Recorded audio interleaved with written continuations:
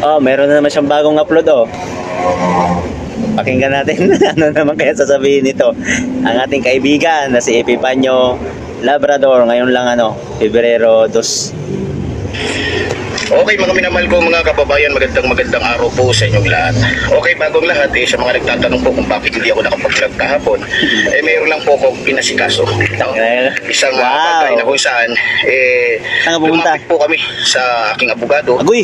At siyempre sa iba pa na abogado daw niya, lumapit pala siya sa abogado niya. Po sa mayaman talaga po namin kung sino-sino yung nagpapakalat ng fake news. Nako. No? Kesyo patay na daw ako, dinagdag daw ako. Ha? Talaga? Kesyo ko daw si Richard Palacio, kesyo nang rape daw ako ng 15 Tura. years old, kesyo may... Sino naman yung meron daw yung nang-rape ka ng 15 meron years old? Sino akong naman nagsabi nun? Na wala daw piyansa, kesyo... Basta marami pang iba. So, alam niyo mga minamahal ko mga kababayan, nakakatawa nga no? Dahil po sa kagustuhan ng iglesia ng Diablo ni Manalo, no? Na tayo ay patahimikin dahil natatakot nga sila, talagang takot na takot sila sa inyong lingkod dahil alam ng iglesia ni Manalo na talagang mas matindi si Epipanyo Labrador pag bumanat. Pag bumanat. Proud na proud pa. Kaya gumagawa sila ng paraan. Lahat, pati mga may connection sa akin, gusto nilang guluhin, gusto nilang pinagbabantaan pa nila mga kababayan.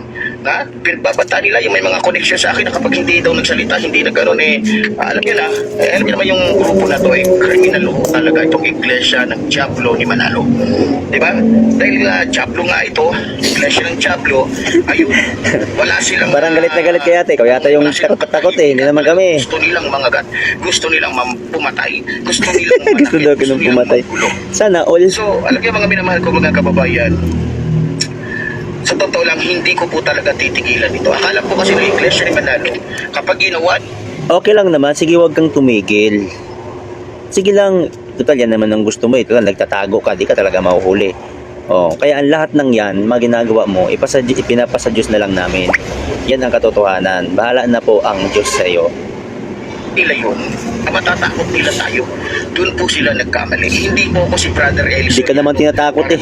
Kung tinatakot ka, hindi ka na sana nag-vlog. Isa lang masasabi ko, kung ano ang kaya kong gawin, mas kaya kong gawin. Kung marunong kayong pumatay, mas lalo ako. Kung kaya ninyong manggulo, ewan ko lang. Huwag na huwag ninyo, ito lang sasabihin ko. Isa man sa mga may koneksyon sa akin, huwag na huwag ninyong sasaktan. Dahil pag sinaktan nyo o ginulo nyo, isa man sa mga taong may koneksyon sa akin, tandaan ninyo. Paano ka nga masasaktan? Nagtago ka nga? Pwede akong pumunta sa ibang lugar, pwede akong umano sa ibang aba, mahirap na. Mahirap na. Mahirap na. Sa totoo lang, ayokong dumating sa punto. Alam mo bro, ito makinig ka bro Epipanyo. Alam mo, mabait pa rin sa'yo yung iglesia ni Cristo. Alam mo kung bakit? Dahil hindi pa pinatik down yung channel mo. Dahil kung tutuusin, pwede yan ipatik down anytime, anywhere. Huwag niyo kong pilitin. Kaya ikaw na mongoloid ka, na pinuno ng iglesia ng Diablo, Eduardo Manalo, isang mongoloid, turuan mo na magandang asal ang mga membro mo, na puro mga asong ulol, na puro mga lobo na nagpapanggap lang ng mga tupa. Sabihin mo sa kanila, tama na yung paninira, tama na yung kanilang yung kanilang mga sinasabi. Di ba? Nang wala namang katotohanan. Parang ikaw yata ang tumigil na nawala. Kasi sinasabi mo walang katotohanan. Oo, di ba? Ikaw dapat ang tumigil. Ikaw yung nangunguna eh. Ano ba yun? Tatakutin nila, pagbabantaan nila. Pagbabantaan daw. Mga demonyo, mga sira. Binaliktad na. Ano ba yung tanong mo dyan? Parang ginutusan kaya yata kumuha ng kahoy tapos nag-vlog ka. Oo, mga Diablo ang utak. Maliban sa totoong iglesia ni Cristo, magandang umaga po, magandang hapon sa inyong lahat. Hindi po kasama doon. Di ba? Wala naman kasing iglesia ni Manalo. Alam ko naggagawa at gagawa sila ng paraan para makuha tayo. Pero doon kayo nagkakamali. Lalong-lalo ka na, Eduardo Mongoloid. Isa kang Mongoloid, kang tiputa ka. Huwag mo akong tatakutin. Mayaman ka, may influensya ka, may pera ka, may connection ka. Yes. Ako isang hamak lamang na pulubi. Alam mo, puro ka hamak na pulubi, pero mas lalong hinahamak mo sarili mo dahil sa ugali mo.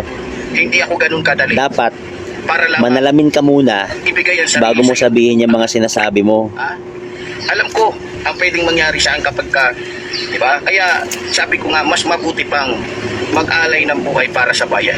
Kasi ialay ko ang buhay ko sa isang demonyo, sa isang gago, sa isang putang leader ng isang reliyon, katulad ni Eduardo Manalo na isang mongoloid. Ikaw? Di bali na. Ano ka ba? Alam niyo mga Ikaw ngayon ang mongoloid eh. Alam ko marami sa mga Ayun, respetadong tao yun at saka mabait. Nag-aalala, pero At saka malaking naiambag sa Pilipinas. Ikaw anong naiambag mo sa Pilipinas? Kakahiya naman sa'yo. ano-ano na lang yung kanilang sinasabi kasi ako daw Ito, si sinasabi mo yan ngayon eh. Macanas, Ano, full Kesyo, video mo yan. Ako daw si Jeffrey Macanas. Ano ba talaga pangalan mo? Sinabi na Christian Macanas pala. Ako daw si Richard Palacio. Ano ba pangalan mo? Putang What is ina your niyo, name? ano English yun na ah. pangalan niyo sa akin. Diba? Ano nga pangalan mo eh? Ang gagaling ninyo. Ano ba pangalan mo? Sabihin mo na kasi para hindi na sila manghuhula ng pangalan mo. Kung nalaman niyo sana kung ako talaga, hindi sana tinanggal ko na yung face mask ko. Ba't di mo tanggalin? Sakot ka no? Ayaw tanggalin. Biro niyo ba naman mga minamahal ko mga kababayan?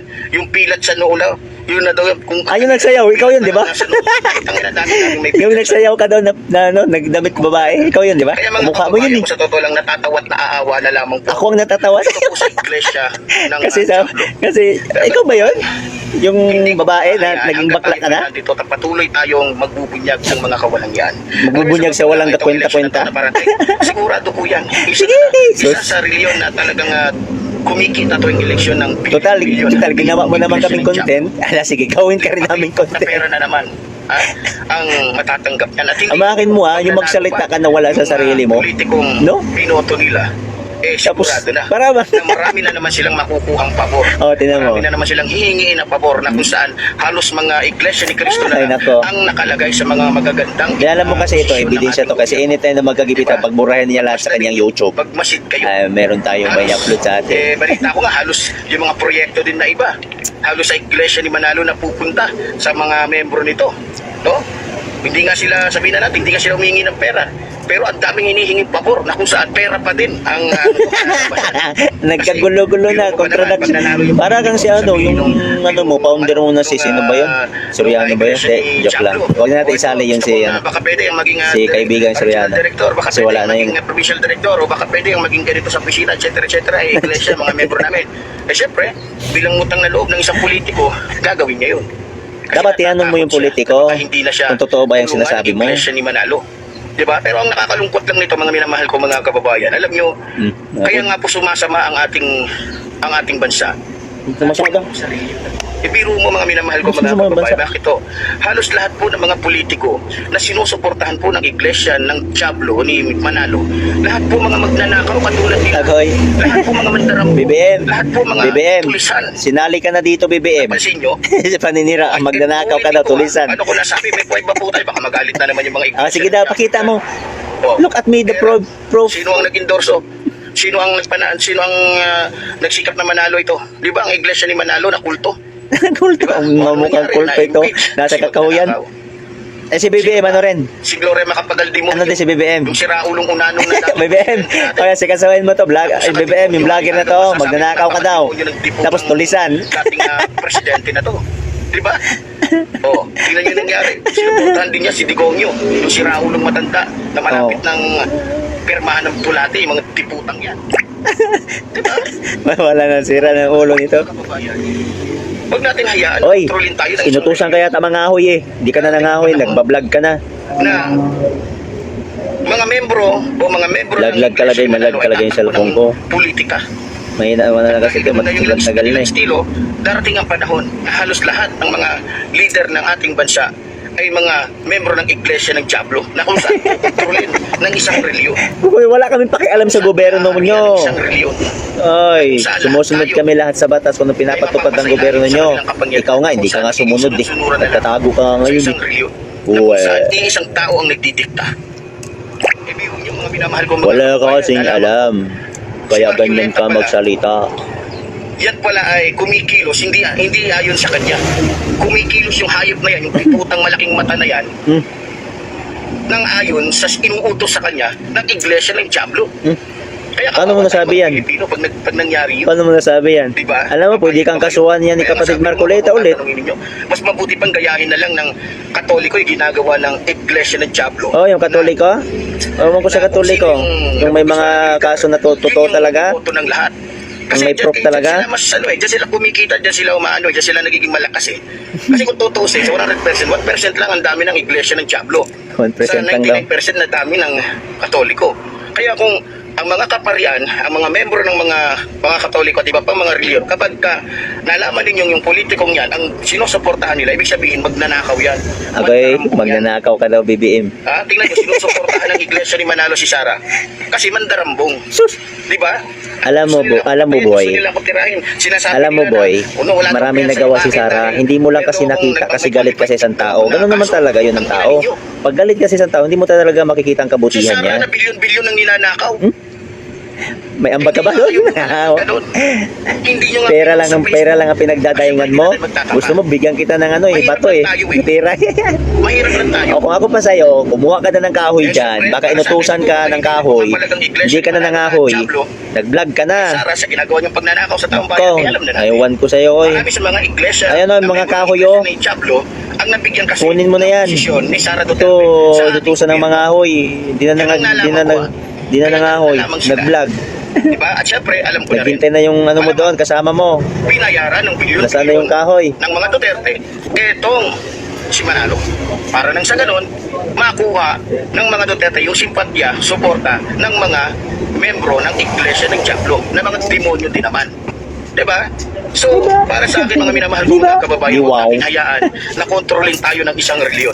Hindi naman pinukontrol. Magsama po tayo, magkaisa Eh, po usama tayo. na yan. Kapag Masasama nalaman sa'yo, natin, buwang kagaya yan. ngayon, sinusuporta ng Iglesia ni Manalo si Bato. Tingnan nyo puro mga magnanakaw at walang kwenta, puro mga palamunin lang sa Senado. Yung sinusuportahan nila. Diba? Katarantaduhan naman talaga. Gagaguhan. Masasabi mo talagang kagaguhan, katarantaduhan, kademonyohan talaga. Diba? Pero ganun pa man, hindi po tayo titigil dito. Hanggat ako ay nandito, ako'y magsasalita. Ako ay sisigaw ko ang karapatan ng taong bayan. Kaya nga, sa pamunuan ng Iglesia ng Diablo, maawa naman kayo. Ha? Lalong-lalo ka na, Eduardo Manalo, na isang Mongoloid na leader ng Iglesia ng Diablo. Ha? Huwag mo ko tatakutin, diputa ka. Alam ko mayaman ka, uulitin ko. Pero hindi isang Mongoloid na katulad mo ang sisindak sa akin, demonyo ka. Kahit 1 milyon pa yung mga taong mahanap sa akin para patayin ako. Bakit sa tingin mo ba?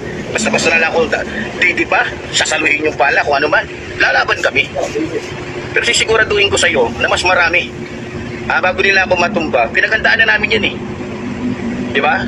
Nandun ka pa lang sa malayo, baka naliligo ka na ng iba't ibang uri ng pasabog. Ha? Gagamitin mo yung batas, diputa ka. Kayo nga dapat ang makulong eh. Dahil sa dami na ng mga pari na pinapatay ninyo, sa dami ng mga ministrong pinapatay ninyo, sa dami ng mga pananakot ninyo sa mga taong walang kalaban-laban sa inyo, mga demonyo kayo. Pero dahil nga mayaman kayo, walang magawa ang gobyerno. Takot ang hustisya, takot si ganito, takot ang pulis, takot ang NBI, takot ang ano. Kasi mayaman, yan lang pinagkaiba natin. At yan ang sistema sa bansang ito. Pag mayaman, hindi napapansin yung kasalanan. Pag mahirap, gusto agad ikulong, gusto agad patayin, gusto agad patahimikin. Ganoon. Pag mahirap, kahit walang kasalanan, sige, dahil gusto ng mayaman na patahimikin ito, gusto gawin ng mga isyo, ayun, kikilos ang batas. Pero pag mayaman ang may kasalanan, yung batas na memeng. Tama? Yan ang nangyayari. At yan ang katotohanan. Pero ganun pa man mga minamahal ko mga kababayan, hindi po tayo magpapatalo sa Iglesia ng Diablo. Kahit doon sa ating mga kasama, kaibigan, maraming salamat din sa inyong patuloy na pagsuporta.